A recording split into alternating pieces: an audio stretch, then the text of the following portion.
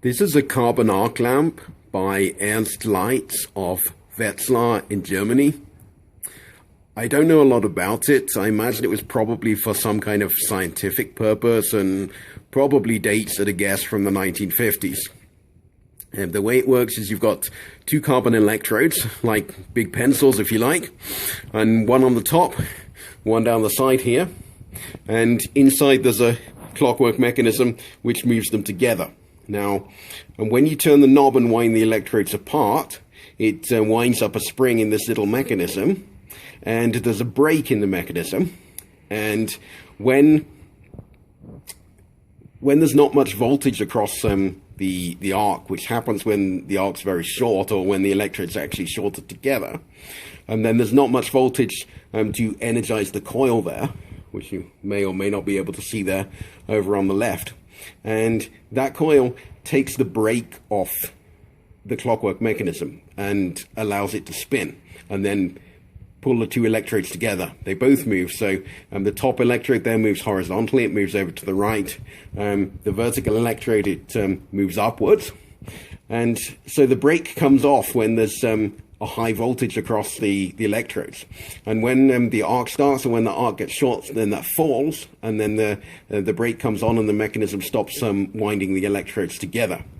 And when I first got it, I found there was a problem that the chain, which pulls up the vertical electrode, was wrapped the wrong way around the shaft, so that when the top electrode moved to the right, then the vertical electrode moved down rather than up. But I managed to fiddle around and get that sorted.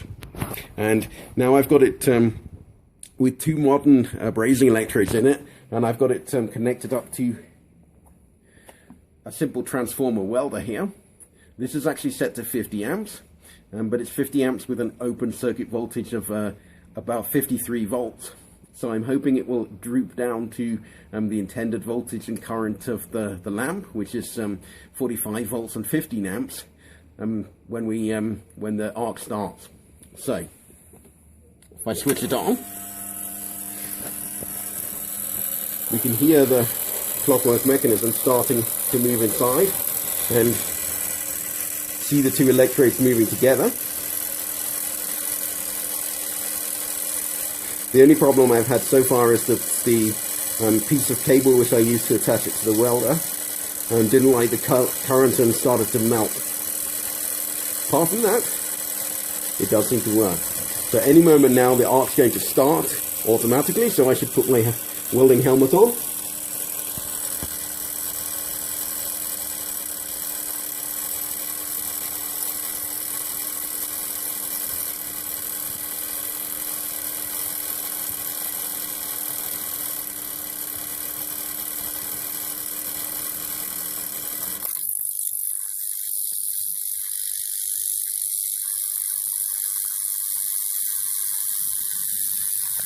It really is very bright when it gets going. I wonder if maybe the electrodes need to be direct, so in case of a nice tone shape, with a pencil sharpener type thing. I'm thinking that probably the mechanism for advancing the electrodes needs to be adjusted to get the right sort of advance speed. There is a spring you can adjust the speed of, but so far I haven't got round to that.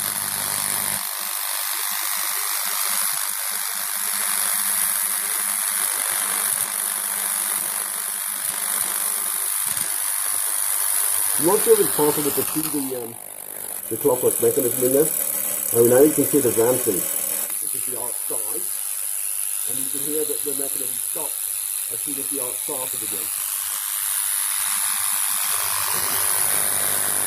Now to stop the arc, there's a knob over on the right hand side where you can just wind the two halves apart. And you can see they are still glowing, very much red hot. If anyone has any history or tips about this, be glad to hear from you.